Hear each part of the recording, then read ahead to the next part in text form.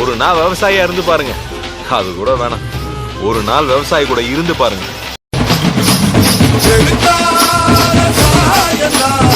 விவசாய